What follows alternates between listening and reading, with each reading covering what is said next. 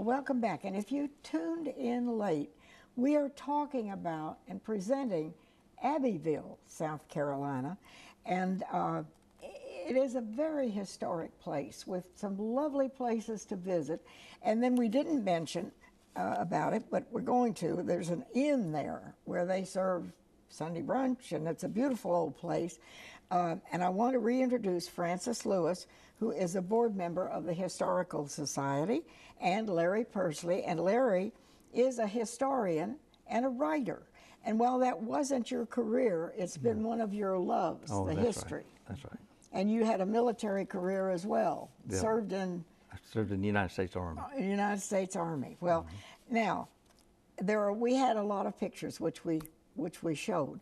There are a lot of places we don't have pictures of. That's right. But I do want you to talk about this Council of War or something that happened, that President Jefferson Davis and I get a lot of the Confederate leaders were there. That's right. Yeah, whenever the Civil War was winding down and ending, and the Confederate government was fleeing from Richmond, they started coming down south, came down through Charlotte, North Carolina, down through Chester, South Carolina, and he came through Abbeville.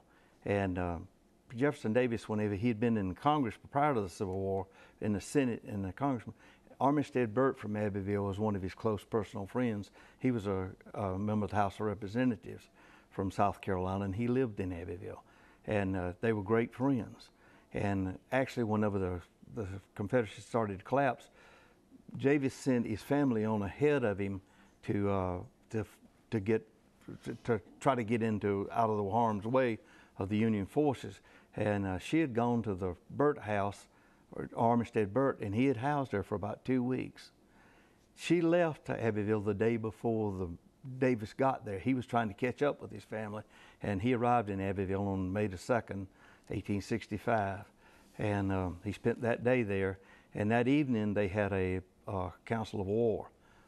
It was one of the last Councils of War of the Confederate States, and he was there, and a number of members of his cabinet members, and of course the escorting force that was escorting him south, trying to flee, and that was considered to be one of the last meetings. Some people said the last official meeting of the Confederacy. Of the Confederate War. And ironically, one of the first meetings, and Abbeville claims itself to be the birthplace and the deathbed of the Confederacy, because in 1860, Abbeville held the first meeting to select delegates to the Secession Convention to be held in Columbia, South Carolina.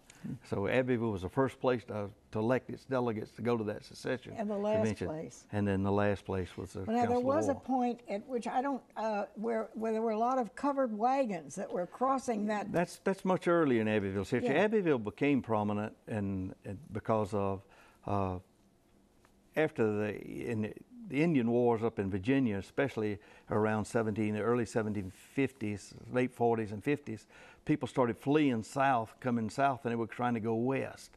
And once they were coming out of Virginia, they were coming down through North Carolina, through South Carolina, trying to get on to Alabama and places like that.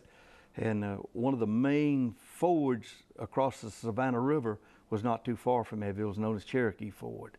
And people traversed through Abbeville going west, and some of them would stay there. Some of them stayed as much as a year, 2 years, 3 years. At one point you said they had how many covered wagons? Yeah, at one point at Cherokee Ford, they said it was over 100 wagons trying to ford that river at one time there at Cherokee Ford. It was a quite prominent place. Today it's under the waters of Lake Russell Lake. And a lot of these people just stayed. Some people stayed. Well, Abbeville looks pretty good, we'll just stay. That's right.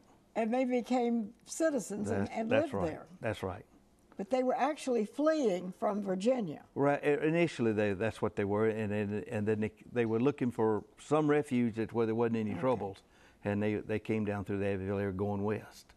And then later on, when the Abbeville area was, and this whole area, Piedmont, South Carolina, was cotton growing area. And the land became depleted because it didn't have the fertilizing techniques and the techniques we have today to keep it up. Well, as the land started deteriorating and everything, people started again migrating west. And again, they were going across that Cherokee Ford, going west. And today, you can go in any library around, and you'll find genealogy after genealogy with people started in Abbeville District. And you'll see tombstones in old cemeteries out west. When I say west, I mean Alabama, Mississippi, Louisiana, out through there, that'll say, born in Abbeville District, South Carolina. is a lot of people's roots start Well, now, right there. tell us about this Belmont Inn. Is that an old inn? Yeah, it was built in about 1909, and what it was for the railroad. It came to Abbeville in 1890, 92. That's when it was really finished, and that made the town start booming. As a matter of fact, the town doubled in population between 1890 and 1900 because of the railroad coming there, and also the mill was built there, a textile mill. Well, there was no place to really stay. There weren't very good inns there, but they built this Belmont Inn. Some of the entrepreneurs in town built this inn, and it was originally called the Eureka. And Eureka, of course, means I found it. And they built this real nice inn there, and it's still there today. It's still open and still operating as an inn. And so you could go down and go to the Yes, Opera ma'am. House and then... Oh yeah, people come there now, and they'll attend a play, an evening at the Opera House, and then they stay at the Belmont.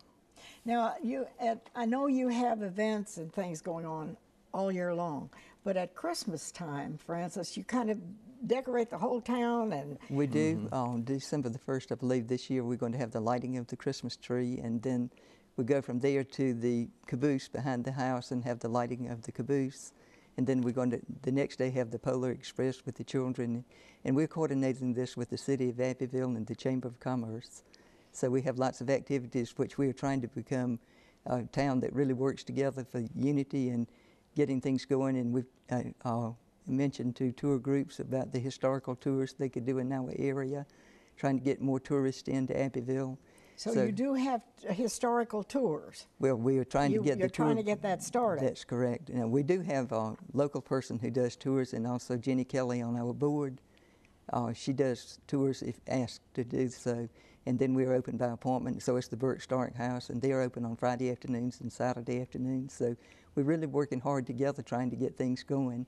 The Trinity Church is open usually for tourists to come in to see it. That is a beautiful old church. And Yes. we did, I think we had a picture of Yeah, it. briefly we did. It's an Episcopal church. That's right.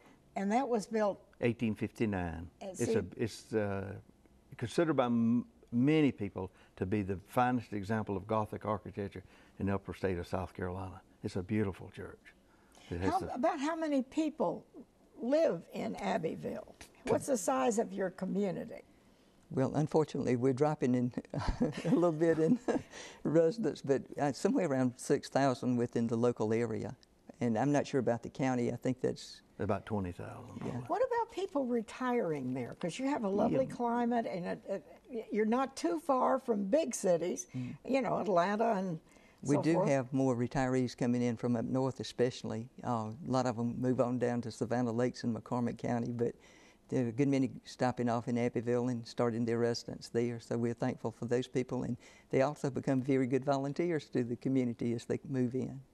And another interesting aspect of Abbeville today is become home to a large a Mennonite community. Oh, really? And they have restaurants there, and they have a Now, bakery. you just and made my everything. day. And, They have some of the best food in the world. Let me tell you, And Yoder's you have Amish Kitchen restaurants in Abbeville? Yeah, Yoder's Kitchen has been famous for a long time there. Okay. And then we have the Dutch Oven on North Main Street. Right. Both of them are very popular places to eat. So this is a place that, for instance, you could, the weather would be nice and the leaves will be turning and you want sort of a mini holiday. You could take your family and go for a Saturday or Sunday afternoon. That's correct. And see part of Americana. Yeah, it's a beautiful little town to walk around in because the square is a perfect square.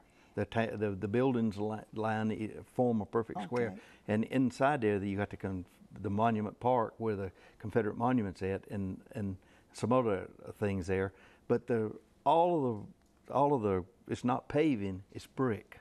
The bricks were put there in 1919, Beautiful 1920, square. and it's absolutely gorgeous. Well, so we have something else now we can take advantage of right here close to home and make our children aware of our history as well. Thank you for coming and sharing your story with us from Abbeville, South Carolina. Sounds pretty good to me. How about going for an Amish meal? See you next time.